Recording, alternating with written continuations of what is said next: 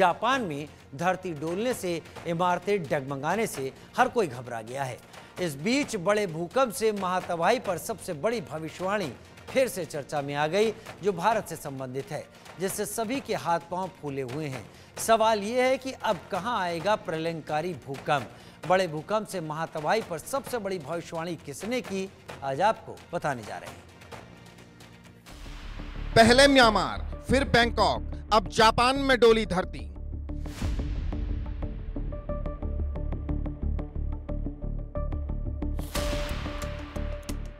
जमीन फटी, इमारतें डगमगाई, तबाही ही तबाही आई।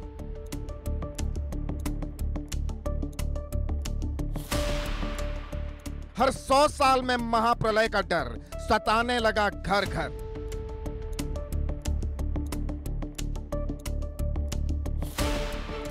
अब कहां आएगा प्रलयंकारी भूकंप।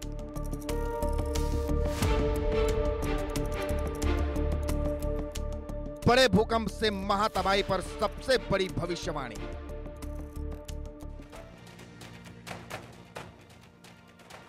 नीदरलैंड्स के रिसर्चर फ्रैंक हगरबीट्स ने तुर्की और सीरिया में विनाशकारी भूकंप की भविष्यवाणी की थी।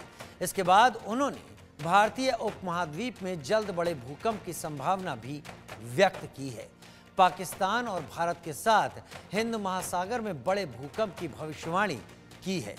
फ्रैंक हगरबीट्स सोलर सिस्टम ज्योमेट्री सर्वे के लिए काम करते हैं। फ्रैंक ग्रहों की चाल के आधार पर भूकंप के पूर्वानुमान लगाते हैं। तो फ्रैंक हगरबीट्स तुर्की और सीरिया में बड़े भूकंप की भविष्यवाणी की और इसके बाद उन्होंने भारतीय उपमहाद्वीप में बड़े भूकंप की भविष्यवाणी की। साथ ही हिंद महासागर में भी बड़े भूकंप की भविष्यवाणी उन्होंने की है। डॉक्टर विजय कुमार जोशी, पूर्व डायरेक्टर जीएसआई, मेरे साथ जुड़ गए हैं। प्रोफेसर कमल अग्रवाल, भूवैज्ञानिक, मेरे साथ जुड़ गए हैं। डॉक्टर विजय कुमार, सबसे पहले मैं आपका रुख कर लेता हूं। पिछले कुछ दिनों से म्यांमार, थाईलैंड, उसके बाद पाकिस्तान और अफगानिस्तान बॉर्डर, उसके बाद भारत का लेह लद्दाख, इसके साथ ही एक द्वीप पे भी, और फिर अब जापान में, म्यांमार में तो 6 तीव्रता से ऊपर के भूकंप आए हैं। और अब इस तरह की भविष्यवाणी 2 रिसर्चर्स की कि ये अगले भूकंप का जो इशारा करते हैं वो भारतीय उपमहाद्वीप या हिंद महासागर में करते हैं। आप इसको कितना, आपकी प्रतिक्रिया इस पर क्या है?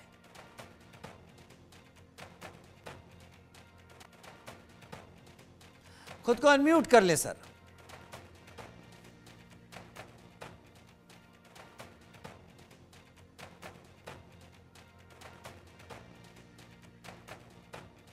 एक बात मैं स्पष्ट कर दूं कि भूकंप एक ऐसी त्रासदी है जिसकी भविष्यवाणी नहीं की जा सकती। भूकंप आएगा ये तो हम भी कह सकते हैं, लेकिन कब आएगा, कहाँ आएगा और कितना प्रलयकारी होगा, ये भविष्यवाणी करना बहुत कठिन काम है, वो नहीं हो सकता संभव। और हम लोग डर रहे हैं, और सोचिए ज़रा डरने का कारण क्या है। पहले भी आते थे भूकंप, और जो पहले भूकंप 200 साल पहले दिल्ली में एक भूकंप ऐसा आया था कि जिसने कि 200 नहीं बल्कि ज़्यादा साल, 500 साल पहले, जिसमें कि एक इंतकाबुल मुलाक करके किताब है, उसमें ये पब्लिश्ड है कि दिल्ली से मथुरा के बीच के रास्ते में सड़क ऐसे मुड़ने लगी जैसे कि नदी में लहरें उठ रही हों। तो भूकंप तो पहले भी आए हैं, और भूकंपों का ही नतीजा है कि जो हमारे हिमालय बने हैं वो भी उसी कारण बने हैं। ये सब चीज़ें तो हमें सामने दिख रही हैं और भूवैज्ञानिक अच्छी तरह जानते हैं कि भूकंप आने की संभावना है, लेकिन कब है ये नहीं कह सकते। यानी जो भविष्यवाणी 2 रिसर्चर्स सामने रख रहे हैं, इसको आप एज डायरेक्टर जीएसआई, पूर्व डायरेक्टर, आप कपोल कल्पना या दिमागी ख्यालात मानते हैं, जो एक लगातार एक सीरीज आई है उसका एक हिस्सा बस मानते हैं? कि धरती के अंदर स्ट्रेसेस डेवलप होते रहते हैं हर समय।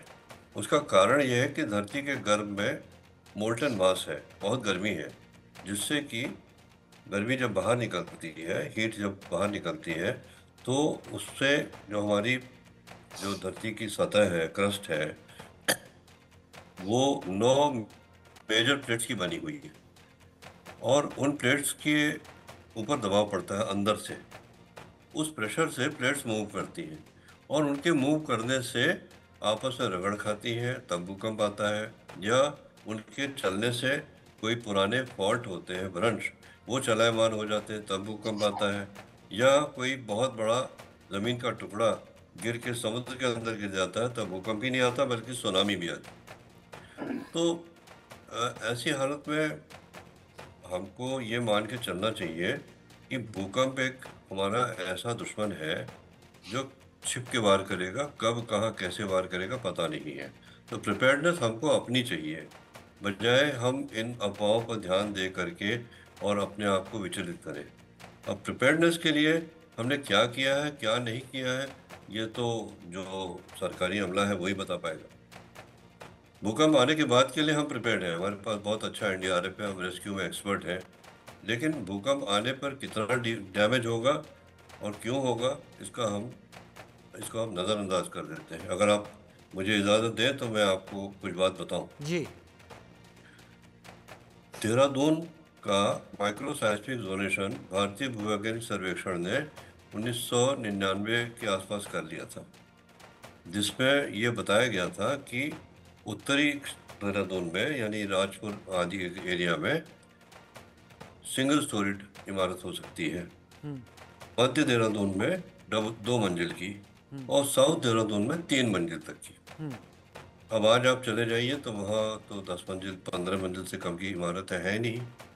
अब इसमें क्या भविष्यवाणी करें जब हम खुद ही नियम तोड़ रहे हैं, सारे नियमों को ताक पर रख के हम बिल्डिंग बनाने की परमिशन दे रहे हैं। और ये वहीं के लिए नहीं अप्लाई करता, ये सारे उत्तराखंड के जितने भी, उत्तराखंड क्या, हिमाचल प्रदेश क्या, कश्मीर क्या, जहाँ जहाँ हिमालयन बेल्ट है वहाँ हाई राइज बिल्डिंग बन गई हैं, जो कि बहुत गलत है। और उसका अगर भूकंप आएगा तो उसका परिणाम गंभीर होगा। आपने इशारा बड़ा साफ कर दिया है। सब कुछ जानते हुए भी लोग अपने लालच और अपने फायदे में उन नियमों की तरफ देखना ही नहीं चाहते जो नियम हमें भूकंप से बचा सकते हैं। भूकंप तो आएगा, ये भूगर्भीय एक्टिविटी है, इसका आना तय है। कम मात्रा में रिक्टर स्केल पर कम मापी जाए या अधिक, ये आते रहेंगे। प्रोफेसर कमल अग्रवाल मेरे साथ भूवैज्ञानिक के तौर पर इस वक्त जुड़े हुए हैं। प्रोफेसर कमल अग्रवाल, भूकंप की एक सीरीज पिछले कुछ दिनों में नोट की गई है। मैं ये अगर कहूँ कि पिछले 4-5 महीनों में शायद मुझसे ज़्यादा आपको जानकारी होगी, शायद 2 या 2.5 के भूकंप तो रोज आते रहते होंगे, लेकिन बड़े भूकंपों की भी संख्या ठीक ठाक रही है पिछले कुछ दिनों में जो नोट किए गए हैं, नोटिस में आए हैं। लोगों को भूकंप से क्यों नहीं डरना चाहिए ये भी समझाइए, और साथ ही अगर हम भूकंप को माप सकते हैं रिक्टर स्केल पर तो हम उन स्ट्रेसेस को मापने में अब तक क्यों अनसक्सेसफुल रहे हैं जो भूकंप का एक रीजन बनती हैं, कारण बनती हैं। राजीव जी, पहले तो आपका धन्यवाद, आपने इस बहुत ही महत्वपूर्ण विषय पर हमको आज यहाँ आमंत्रित किया।